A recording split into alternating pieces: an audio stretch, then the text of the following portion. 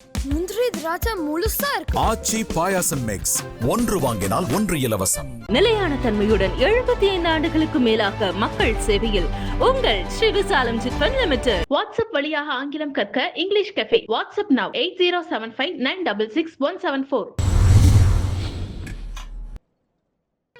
இந்த மாமா சௌக்கியமா? Love you. இவ்வளவு நேரம் பொறுமையா இருந்தவங்க எல்லாருக்கும் என்னுடைய அன்பு. இங்க வந்திருக்க பெரியவங்க எல்லாருக்கும், சத்யராஜ் மாமாவுக்கு, நலனுடைய குடும்பத்தார் எல்லாருக்கும், சுந்தர் சார், அனந்தராஜ் சார், எல்லாரும் இருக்காங்க, ஷில்பா, கிருதி, கிரண் சார், மாஸ்டர். ரொம்ப ரொம்ப சந்தோஷம் நீங்க எல்லாரும் இங்க வந்திருக்கிறது. நலன் சொன்ன மாதிரி தர்மத்தின் வாழ்வதனை சூது கவும்னு ஒரு படம் பண்ணிட்டு கிட்டத்தட்ட 10 வருஷத்துக்கு அப்புறமா மறுபடியும் தர்மமே வெல்லும்னு ஒரு படம் பண்ணியிருக்காரு. அந்த நல்லதை மறுபடியும் கொண்டு வந்து சேர்த்ததுக்கு உங்களுக்கு ரொம்ப ரொம்ப நன்றி நலன். நலன் பார்த்தீங்கல்ல, இதுதான் நலன். எல்லாருக்கும் ஒவ்வொரு டைரக்டர்ஸ் பிடிக்கும். ஆனால் எனக்கு தெரிஞ்ச நிறைய டைரக்டர்ஸ்க்கு பிடிச்ச ஒரு ஆள்னா நலன் குமாரசாமின்னு சொல்லலாம். நான் எந்த செட்டுக்கு போனாலும் பசங்க சொல்லுவாங்க, சார் நலன் சார் படம் மாட்டீங்களா, நலன் சார் படம் மாட்டீங்களான்னு. அவ்வளோ ஃபேன் பாய்ஸ் இருக்காங்க அவங்களுக்கு. இவ்வளோ நாள் காய போட்டது பெரிய தப்பு. அவங்க எல்லாரும் வெயிட் பண்ணிட்டு இருக்காங்க இந்த படத்துக்காக. நலன் வந்து ஒரு தக் லைஃபாவே வாழ்ற ஒரு ஆளுங்க. நீங்க பாத்தீங்கல்ல, இங்க வந்து ஒய்ஃபுக்கு சல்யூட் அடிச்சுட்டு போறாப்புல, இப்படி ஸ்கோர் பண்ணிட்டு போய் நமக்கு திட்டு வாங்கி கொடுக்குற ஒரு ஆளு. எல்லாத்துக்கும் அவர்கிட்ட வேற ஒரு பிலாசபி இருக்கும், சனா சொன்ன மாதிரி வேற ஒரு பிஹேவியர் இருக்கும். சுதுக்கவும் பார்த்துட்டு இந்த ஒரு டயலாக் வச்சிருப்பாருல்ல, இந்த வேலையை செய்யறதுக்கு ஒரு குருட்டுத்தனமான முட்டாள்தனம் வேணும், ஒரு குறுக்குத்தனமான புத்தாள்தனம் வேணும்னு. உண்மையாவே நலன் படம் பண்றதுக்குமே அது தேவை. ஏன்னா அவர் சொல்ற ஐடியாவை புரிஞ்சுக்கிறதுக்கு கொஞ்சம் நேரம் ஆகும். அந்த ஐடியாவை புரிஞ்சுக்கிட்டாலும் நம்ம அதை இமேஜின் பண்ணவே முடியாது. எனக்கு 1001 அந்த மாதிரி ஒரு அனுபவம் இருந்துச்சு. செல்வராகவன் ஒரு சீன் எழுதியிருப்பாரு. அந்த சீனை புரிஞ்சுக்கிட்டு நடிக்கலான்னு ட்ரை பண்ணா ஒண்ணுமே புரியாது. அவர் வந்து எக்ஸ்பிளைன் பண்ணா மட்டுமே தான் அது புரியும். அப்படி நலனுடைய ஒவ்வொரு விஷயமும் வேற ஒரு பேரலல் வேர்ல்ட்ல ஒரு இமேஜினேஷன் இருக்கும். ஸோ அப்படி எனக்கு நலன் கூட ஒர்க் பண்ணது ரொம்ப ரொம்ப சுவாரஸ்யமா இருந்துச்சு. சுதுக்கவும் பண்ணிட்டு அவர் கூட படம் பண்ண போறோங்கிறப்ப ஜாலியா ஒரு படம், இந்த குழந்தைகளை கடத்தலாம், இல்ல அரசியல்வாதிகளை கடத்தலாம், அப்படி ஏதாவது ஜாலியா ஒரு கதை சொல்லுவாருன்னு பார்த்தா அவர் வாத்தியார்னு ஒரு கதையை கொண்டு வந்து கொடுத்துட்டாரு. மறுபடியும் பெரிய சவால். உண்மையா அந்த கதையை கேட்டுட்டு நலன் கூட ஒர்க் பண்ணணும்னு அவ்வளோ ஆசையா இருக்கு. ஆனா இந்த கேரக்டர் நம்மளால செய்ய முடியுமா, நம்ம மெமிக்ரி ஆர்டிஸ்ட் எல்லாம் கிடையாது, நமக்கு இது வருமான நைட்லாம் எனக்கு தூக்கமே வரல. அப்போ வந்து நம்ம நிறைய அந்த கோட்ஸ் எல்லாம் பார்ப்போம் இல்லையா, நம்ம அந்த மோட்டிவேஷனல் வீடியோ எல்லாம் பார்த்துட்டு இருப்போம்ல நைட்ல, தெம்பு வேணும்னா. அப்படி பார்க்கும்போது அதுல ஒரு விஷயம் பார்த்தேன். சொல்றேன், சொல்லி முடிக்கிறேன். ஸோ அந்த வீடியோல வந்து ஒரு விஷயம், எந்த விஷயம் உங்களை ரொம்ப பயமுறுத்துதோ, நம்ம எதை பார்த்து ரொம்ப பயப்படுறோமோ அதை போய் நம்ம ஃபேஸ் பண்ணிடணும். அங்கதான் growth இருக்குன்னு சொல்றாங்க. அங்கதான் நீ அடுத்த கட்டத்துக்கு போக முடியும்னு சொல்றாங்க. அப்போ இது ஒரு லைஃப் தான். நம்ம ரொம்ப திரும்ப திரும்ப வந்து பயந்துட்டே இருக்க முடியாது. நம்ம எவ்வளோ வாட்டி ஜெயிச்சாலும் நீ தோத்தது மட்டுமே பேசுற உலகம் தான் அது. அப்படி பயந்துட்டே இருந்தோம்னா புது விஷயம் எதுவும் பண்ண முடியாது. இறங்கி அடிச்சிடணும்னு முடிவு பண்ணி தான் நலன் கூட போய் ஜாயின் பண்ணது. நலன் இருக்கிற ஒரே தைரியத்தில் தான் அந்த படம் பண்ண நான் ஒத்துக்கிட்டேன்னு சொல்லலாம். ஏன்னா இந்த படம் கத்தி மேல் நடக்கிற மாதிரி, ஒன்று ஜெயிக்கனா இல்லாட்டி நம்மளை போட்டு காலி பண்ணிடுவாங்க இந்த படத்துல. அப்படி ஒரு ரிஸ்கான ஒரு சப்ஜெக்ட் ஒரு ஆக்டருக்கு. ஆனா படமா ஜாலியான படம், என்டர்டெய்னிங்கான ஃபிலிம். அவர் சொன்ன மாதிரி இது ஒரு 80s 90s தமிழ் சினிமாக்குன்னு ஒரு அடையாளம் இருக்கு. நம்ம எல்லாமே நம்ம ரூட்ஸை போய் தேடிட்டு இருக்கோம் இல்லையா. அப்படி தமிழ் சினிமாவுக்கு ஒரு அடையாளமா இருக்கிற மசாலா படங்களுக்கு ஒரு ட்ரிபியூட்டா அந்த படம் இருக்கணும் அப்படிங்கிறது அவருடைய எண்ணம். ஸோ ஒரு ஃபுல் அண்ட் ஃபுல் என்டர்டெய்னர். ஒரு பக்கம் வாத்தியாருங்கிற கேரக்டருக்கு, அந்த கேரக்டருக்குள்ள இப்போ போலான்னு முடிவு பண்ணியாச்சு.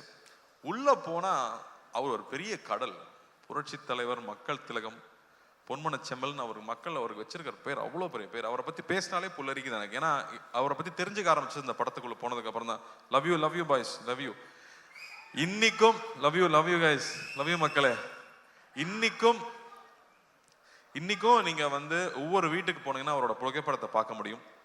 ஒன்று அதுக்கு பொட்டு வச்சு மாலை போட்டு சாமி கும்பிட்டுட்டு இருப்பாங்க, இல்லாட்டி பெருமையா அந்த முகத்தை பார்க்கணுங்கிறதுக்காக வச்சிருப்பாங்க.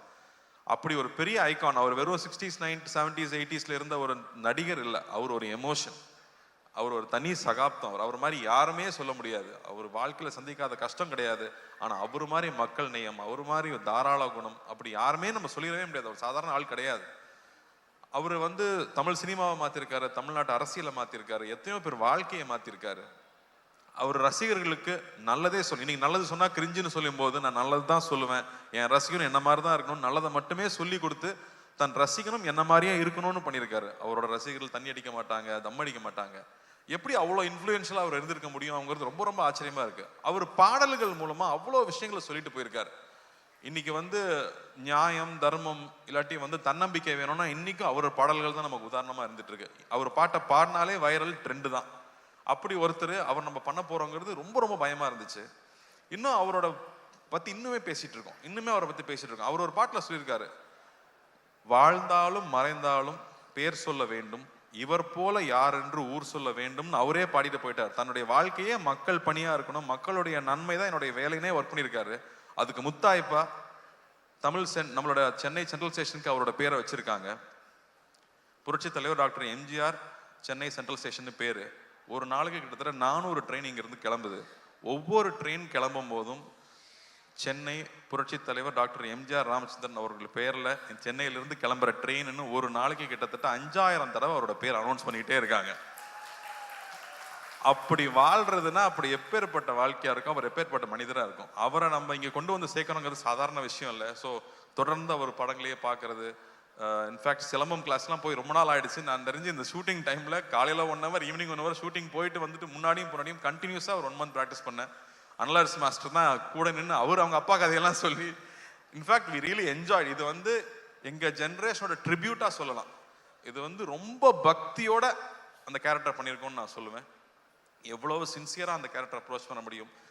இந்த படம் பார்க்கும்போது அவருக்கும் அவருடைய ரத்தத்தின் ரத்தமான ரசிகர்களுக்கும் என்ன உறவு இருந்துச்சு அப்படின்னு நீங்க கொஞ்சம் புரிஞ்சிட்டீங்கனாலே நாங்க பெரிய சக்சஸ் நம்புவேன். இதுல அவ்வளோ என்டர்டெயின்மெண்ட் இருக்கு, அவ்வளோ ஜாலி இருக்கு. அதை தாண்டி அந்த அற்புதமான ஒரு ரசிகனுக்கும் அவனுடைய ஒரு தலைவனுக்கும் இருக்கிற உறவு இருக்குல்ல, அன்கண்டிஷனல் உறவு இல்லை. நீங்க எங்களுக்கு கொடுக்குற அன்பு வந்து அன்கண்டிஷனல் அன்பு. எதுவுமே எதிர்பார்க்கல, நான் உன்னை பார்த்தா போதும், நான் உன்னை பத்தி பேசினா போதும்னு நீங்க இருக்கீங்கல்ல, அதுக்கு நான் இவ்வளவு கோடி கொடுத்துட முடியும், அந்த அன்புக்கு எவ்வளவு கோடி கொடுத்துட முடியும்.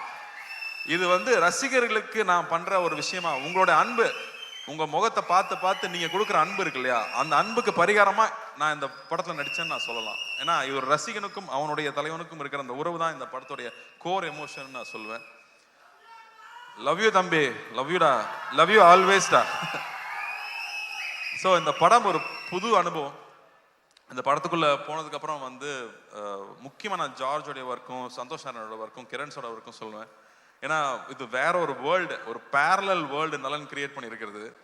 ஏன்னா வந்து எல்லாம் 90s கிட்ஸ் தான் சொல்லுவாங்க, டே நலன் யாருன்னு உங்களுக்கு தெரியாதுடா, இந்த படம் வரணும்டா அப்பதான்டா தெரியும்னு 90s கிட்ஸ் கதறது நான் பார்க்குறேன்.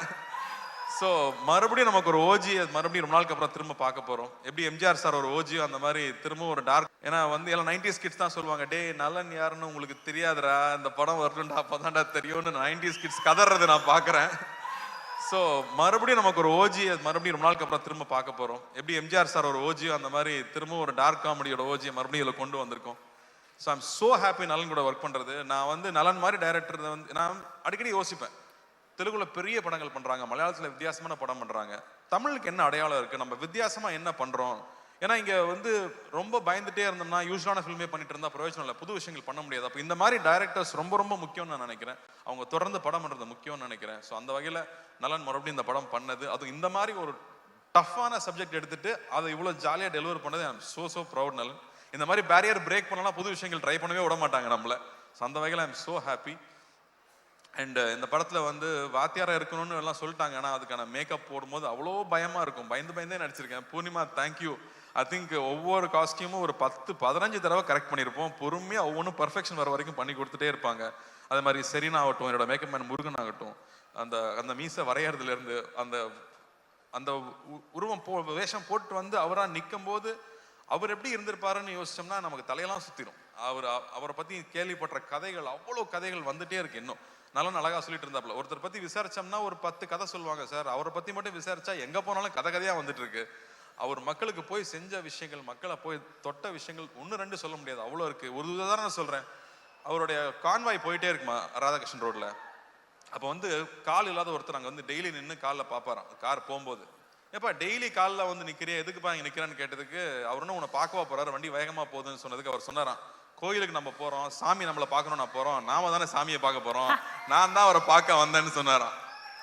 இப்படியே போயிட்டு இருந்த கார் ஒரு நாள் நின்றுருக்கு, அவரே இறங்கி வந்திருக்காரு, கையில எவ்வளவு பணம் தெரியாது எடுத்து கொடுத்துருக்காரு, கடை வச்சு பொழைச்சிக்க, பீடி சிகரெட் விற்க கூடாதுன்னு சொல்லியிருக்காராம். ஸோ இப்படி அவர்கிட்ட அவரை பத்தின இன்சிடென்ட்ஸ் வந்துட்டே இருக்கு. ஸோ அவரோட கோடான கூட ரசிகர்கள் எல்லாரும் இருக்காங்க. அவங்க எல்லாரையும் நிச்சயமா நாங்க திருப்திப்படுத்துவோம் நம்புறேன். சத்யராஜ் மாமாவே இங்க இருக்காரு. நான் பயந்தே தான் நடிச்சிருக்கேன்னு சொல்லுவேன். அவர்கிட்ட கேட்டுக்கிட்டே இருப்பேன். வாகேஸ்வர் சார்கிட்ட கேட்டுகிட்டே இருப்பேன். ராஜ்கிரண் சார் கிட்ட கேட்டுகிட்டே இருப்பேன். ஸோ ரொம்ப சந்தோஷமா இருக்கு இந்த படம் இப்போ வெளியே வருதுங்கிறது. சத்யராஜ் மாமா மறுபடியும் ஒரு மொட்டை பாஸ் வில்லனா நடிச்சிருக்கிறது ஒரு ஸ்பெஷல் எலிமெண்ட்னு சொல்லலாம் இந்த படத்துல. ராஜ்கிரண் சார் வந்து ஒரு கம்ப்ளீட் டிவோட்டட் எம்ஜிஆர் அவர்களுடைய ஃபேனா நடிச்சிருக்காரு. தாத்தாவா நடிச்சிருக்காரு அந்த படத்துல. ஆனந்தராஜ் சார் ஒரு பயங்கர ஸ்பெஷல் பிந்தாஸ் கேரக்டர் அவரு. சுந்தர் சார் எல்லாருக்கூடையும். Shilpa I think very brave of you to do this கேரக்டர்னு நான் சொல்லுவேன். ஏன்னா அவங்களுக்கு வந்து கண்ணம்மா ஒன்று சாங்ல எல்லாரும் பார்த்து எல்லாம் கிறங்கிருக்காங்க பசங்க. மறுபடியும் இந்த படத்துல வேற ஒரு கேரக்டர்ல அவங்க பண்ணியிருக்காங்க. So this will be a very special film. ஜார்ஜோட ஒர்க் எக்ஸலண்டா இருக்கு. சனாவோட ஸ்கோர்ஸ் கொஞ்சம் கொஞ்சமா நான் பார்த்துட்டே இருக்கேன். டெஃபினட்டா வந்து ஒரு எபிக் சூப்பர். சனா சொன்ன மாதிரி நமக்கு சூப்பர் ஹீரோவா வந்து சினிமாவில் இருந்தது எம்ஜிஆர் அவர்கள் தான். அவர் நம்மளுடைய உடல் பொருள் ஆவியில கலந்தவரா இருக்காங்க நமக்கு முன்னாடி நம்ம பார்த்த ஐகான்ஸ் எல்லாருமே. ஸோ அவர் நம்ம சூப்பர் ஹீரோ எடுத்துட்டா நானும் இந்த படத்தை ஒரு சூப்பர் ஹீரோ ஃபில்மாவே பார்க்குறேன்னு சொல்லலாம். ஆனால் நம்ம ஊர் மசாலா நம்ம ஊர் ஸ்டைலில் ஒரு படமாக அது வந்திருக்கு. எல்லாருக்கூடையும் ஒர்க் பண்ணது ரொம்ப சந்தோஷம். இது ரொம்ப வருத்திக்கிட்டு நிறைய எஃபர்ட் போட்டு பண்ண படம். ஸோ நிச்சயம் இந்த படம் வெற்றி அடையணும். ஞானவேலுக்கு வந்து மிரக்கல் தான் இந்த படம் வந்து இப்போ வந்து இறங்கியிருக்கிறது. அது புரட்சி தலைவரோட ஆசீர்வாதத்தோட இந்த படம் நல்லபடியாக வந்து ரிலீஸ் ஆகணும். உங்க எல்லாருக்கும் ஒரு பெரிய அன்பு, பெரிய நன்றி இங்க வந்து இதை கலந்துக்கிட்டு வாழ்த்துனதுக்கு. பத்திரிகை தொலைக்காட்சி நண்பர்களுக்கு முக்கியமா எல்லாரும் நீங்களாம் நிறைய பேர் எம்ஜிஆர் அவர்களையும் பார்த்துருப்பீங்க, அவங்கள பற்றி தெரிஞ்சிருக்கும். ஸோ உங்களுடைய அன்பு எப்பவுமே எங்களுக்கு தேவை. உங்களோட அன்பு நீங்கள் எப்பவுமே என்னை கைட் பண்ணியிருக்கீங்க. எப்பவுமே சரியான படங்கள் பண்ணும்போது பாராட்டியிருக்கீங்க. உங்களுக்கு ரொம்ப ரொம்ப நன்றி. இந்த படத்தை நீங்கள் சப்போர்ட் பண்ணணும். இந்த சப்போர்ட் ரொம்ப முக்கியம். ஏன்னா இந்த மாதிரியான நான் அட்டம்ஸ் பண்ணும்போது நீங்கள் கொடுக்குற சப்போர்ட் தான் இந்த மாதிரி படங்கள் மறுபடியும் வந்துகிட்டே இருக்கும். ஸோ ரொம்ப ரொம்ப நன்றி. Thank you thank you thank you. Love you guys. Love you love you love you love you. Thank you. வெற்றி வந்து என்னை சேரும் அதை வாங்கி கார்த்தி சார். அப்புறம் இன்னும் இது ஒரு 5 பசங்க பொடி பசங்க நடிச்சிருக்காங்க. Hello guys. அவங்க எல்லாருக்குமே இது புதுசு. அதே மாதிரி கிருத்திக்கு ஃபர்ஸ்ட் தமிழ் படம். எல்லாரும் கீர்த்தின்னு கூப்பிடுறாங்க. எனக்கு கோவம் வரும். அது கிருத்திங்க அப்படின்னு. அதுவும் இல்லாமல் அவங்க வந்து நான் சின்ன வயசுல இருந்து உங்க ஃபேன்னு சொல்லி நம்மளை வெக்கப்பட வச்சிருவாங்க. செட்டுக்கு வந்து நம்மளை வெக்கப்பட வைக்கிற ஒரே ஆள் கிருத்தி தான். அவங்கள பார்க்கறக்கே பயமா இருக்கு எனக்கு. All the best Kriti. ஒரு கிரேட் டான்ஸர். ஃபர்ஸ்ட் டே ஷூட்ல வந்து அப்படி கால் மேல கால் போட்டு உட்காந்து what can I to for you அப்படிம்பாங்க. நம்ம ஜாலி டு மீட் யூன்னு சொல்லணும். I think the way she carried herself. வரும் the way she researched for the character, the way she came and did it, அவ்வளோ அழகாக பண்ணியிருந்தாங்க. You have a bright future. Keep working hard. And இந்த இடத்துல நான் வந்து எப்படி நலன் வந்து சரண்யா பார்த்து சல்யூட் வச்சு ஒரு தேங்க்ஸ் சொல்லிட்டாரு, அது மாதிரி நானும் ஒரு ரஞ்சினிக்கு ஒரு சல்யூட் வச்சு தேங்க் பண்ணிக்கிறேன். ஏன்னா அவங்க சப்போர்ட் இருந்தால் தான் நம்ம இங்கே வந்து வேலை செய்ய முடியும். அதே மாதிரி ஞானவேலுக்கு இந்த படம் பெரிய வெற்றி அடையணும், பெரிய லாபம் தரக்கூடிய படமா வரணும்னு நான் ஆண்டவனை வேண்டிக்கிறேன். Thank you thank you thank you. Ravi, thanks for coming. Thank you thank you thank you. And Karthi sir அதே குரல் ஒரு அழகான கேள்வியோட உங்களையும் சந்திக்கணும் நீங்க இருக்காங்க. வாங்க சார், வாங்க ப்ளீஸ். தம்பி கார்த்தி, ஐயோ எப்படி இருக்கீங்க? நல்லா இருக்கேன் ஐயா. 1001 திரைப்படத்தில் என்னுடைய ரசிகனாக நடித்தேன். பொன்னியின் செல்வன் திரைப்படத்தில் நான் ரொம்ப ஆசைப்பட்ட வந்தியத்தேவன் கதாபாத்திரத்தில் பல வருஷம் கழித்து அது உங்களுக்காக அமைஞ்சது. நடிகர் சங்கத்தில் நான் இருந்த பதவியில் தான் நீயும் இருக்க. நமக்குள்ள எவ்வளோ ஒற்றுமை பார்த்தியா? உண்மையா சொல்லணும்னா உங்க ஆசீர்வாதம் எப்பவுமே எனக்கு வேணும். நான் பல நாள் பல சோதனைகள் இருக்கும்போது உங்களை நினைக்காம போனதே இல்லை. அந்த ஷார்ட் டைரக்டர் ஆக்ஷன் சொல்றதுக்கு முன்னாடி ஐயா நீங்க உள்ள இருந்து நடிச்சுக்கங்கன்னு சொல்லிட்டு தான் ஒவ்வொரு ஷாட்லையும் நடிச்சிருக்கேன். ஸோ வந்து மானசீகமா அவரை நான் தலையிலிருந்து கும்பிட்டுக்கிட்டே இருந்திருக்காங்கிறது தான் உண்மை. உங்களை வணங்கிட்டே தான் இருந்திருக்கேன். என்னோட ஆசீர்வாதம் உனக்கு எப்பயுமே இருக்கும். என்னுடைய அன்பு தம்பி சிவகுமார் என்னுடைய மிகப்பெரிய ரசிகர்னு உங்கள் எல்லாருக்கும் தெரியும். நீங்கள் என்ன மாதிரி நடிக்க போகிறீங்கன்னு அவர்கிட்ட சொன்னதுக்கப்புறம் அவருடைய முதல் ரியாக்ஷன் என்னவா இருந்தது? வாத்தியார்னு ஏன் சொல்கிறாங்கன்னா, எத்தனை சூப்பர் ஸ்டார் வந்தாலும் எல்லாத்துக்கும் பாதை போட்டு கொடுத்தது அவர் தான் வாத்தியார். அதனால் அது பண்ணுறப்ப ரொம்ப கேர்ஃபுல்லாக இருக்கணும் அப்படின்னு சொன்னது. அண்ட் அதுக்கு எவ்வளோ மெனக்கெட்டுக்கணுங்கிறது. அப்பா கூட அவர் நடிச்சிருக்காரு. அப்போ வந்து சில ஆக்டர்ஸ் இருப்பாங்க, அவங்களுக்கு வந்து அடிக்கிற மாதிரி நடிக்கிற சீன் இருந்ததுன்னா அடிச்சிருவாங்களாம், அப்போ தான் ரியலாக இருக்கும்னு. அப்போ அப்பாவும் போய் அவர்கிட்ட சொல்லியிருக்காரு இந்த மாதிரி, ஆனால் நீங்கள் அடிச்சிருங்கண்ணே, நீ நடிகன் தானே, நான் அடிக்கிற மாதிரி நடிக்கிறேன், நீ அடி வாங்கின மாதிரி நடின்னு சொல்லுவாராம். ஸோ அவ்வளோ கேர்ஃபுல்லாக பார்த்துக்கு வரான் ஒவ்வொரு ஆர்டிஸ்டையும். இன்னைக்கு இருக்கிற ஸ்டண்ட் யூனியன் ஆகட்டும், இன்னைக்கு இருக்கிற நடிகர் சங்கம் ஆகட்டும், எத்தனையோ சின்ன சின்ன யூனியன் ஆரம்பிச்சது அவர் தான். ஏன்னா எப்பவுமே அடுத்தவங்க நல்லா இருக்கணும்னு சொல்லி ஒவ்வொரு திட்டத்தையும் பிளான் பண்ணது அவராக தான் இருக்காரு. எல்லாத்துக்கும் முன்னோடியாக அவராக தான் இருந்திருக்காருங்கிறது ரொம்ப ரொம்ப பெருமையான விஷயம் நமக்கு. அதனால தான் அவர் என்றைக்குமே என்றும் மார்க்கண்டேனாவே இருக்கார். வாழ்த்துக்கள்.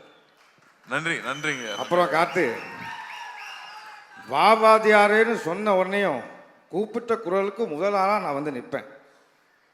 நீயும் அப்படி தான் நினைக்கிறேன், அப்படி தானே? அவரை பார்த்து கத்துக்கிட்டாதவங்களே யாருமே இருக்க முடியாது. யார் என்ன கேட்டாலும் இல்லைன்னு சொல்றதே இல்லை. அது 2-3 வகை சொல்லுவாங்களாம். இருந்தா கொடுக்கறது, இருக்கிறதுல கொஞ்சம் கொடுக்கறது, இருக்கிறதையே கொடுக்கறதுன்னு. இவர் இருக்கிறதையே கொடுக்குற ரகம்.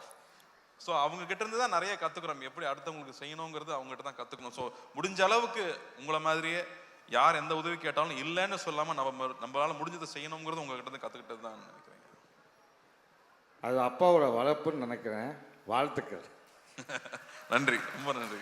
வாவாதியார் திரைப்படம் மிகப்பெரிய பிளாக் பஸ்டர் அமைகிறதுக்கு என்னுடைய மனமார்ந்த வாழ்த்துக்கள். தொடரட்டும் உன் பணி, மக்களுக்காகவே அர்ப்பணி, வாழ்க வளர்க. இங்க இந்த தருணத்துல வந்து எம்ஜிஆர் ஐயாவே வாழ்ந்துட்டு இருக்கிறவங்க நிறைய பேர் வந்திருந்தாங்க. அவங்க எல்லாருமே எனக்கு ஹெல்ப் பண்ணியிருக்காங்க படத்துல. ஸோ அவங்களுக்கும் இந்த வகையில் நான் நன்றி தெரிவிச்சுக்கிறேன். அவங்க எந்நேரமும் அவரை மாதிரியே மேக்கப் போட்டு ஒவ்வொரு ஊரா போய் நடிச்சுட்டு வர்றவங்க.